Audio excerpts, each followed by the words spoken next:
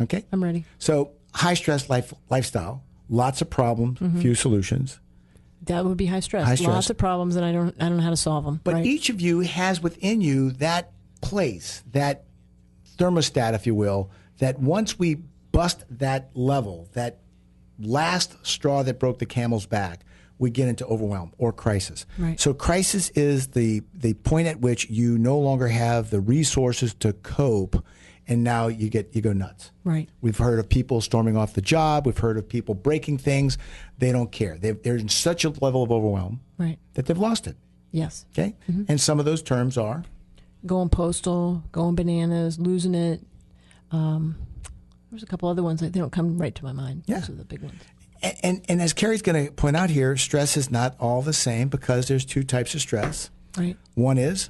There's long-term stress, which is the problems that you have in your life that are going to be there for a while. A while can be 2-3 months, could be a year. When, divorces take a long time to happen. That's an example of long-term stress. Right now, if you're in the court system in Tampa, it takes approximately 2 years to get through the family court system for a contested divorce. For a contested divorce, yeah, right. 2 years. Yeah, it's a long time.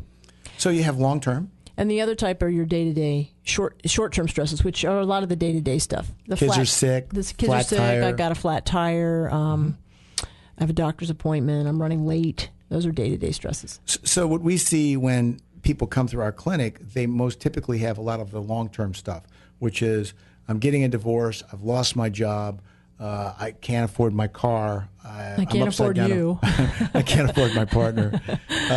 And then the individual short-term stuff. And so individually, singular and combination, these contribute to people getting into that point of crisis, right? Where they just don't feel like they've got the tools. Right. And so they're more irritable. They lose it with their friends. They lose it with people around. This is the person that takes it out at the cashier at the grocery store because, she isn't going to take the coupon because it's expired.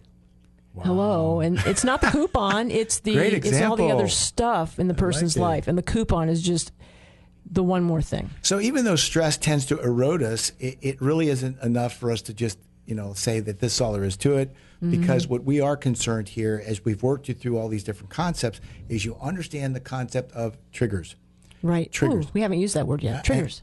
And a trigger would be one of those things that puts you into that state of absolute enrage, where you're either expressing it, which would be expressed screaming and yelling, or you're holding it into the point that you're about to blow up, which would be suppressed. So those three things that we're concerned with as we look at these ideas have to do with people. That there are people that are high risk, and when you're around them, for you, right? They're high risk for you. You're just not going to do well. Nope. And then we have topics, subjects, problems in your life that you don't do well with when they come up. And recently we've had a catastrophe in Japan. Right. And, there are many folks out there that have always in the back of their mind said, we always knew the nuclear power plants would cause these problems and ruin the world. And yet I've actually had a conversation with someone where just the sheer discussion of nuclear power plants and all this wasted, these rods that they don't know what to do with, that topic was enough to put them over. They don't want to talk about it. They don't want to talk about it. That topic was just by itself alone enough. They don't want to talk about it. We'll have to add that as a fourth category. You can't talk about religion and politics, sex, religion, politics, and nuclear power radioactivity. and then finally situations, because we find that in our line of work, most of the folks have difficulty going down the courthouse. That situation, just being in that room, challenged in this property, dissolution of marriage, etc., is an awful situation. Right. Because in that environment, that environment of maneuvering to exercise your rights for property and children, stuff like that, we have a person, my ex, a topic, child support, house, home, car, alimony, all those stuff. things. Situation, I'm in the courtroom. I'm with you. Right. So when we put these together, we need to understand that if you have a person that is also, when that person discusses this topic and when that person discusses this topic in this given situation, you're at risk, I would say be careful. Be very These are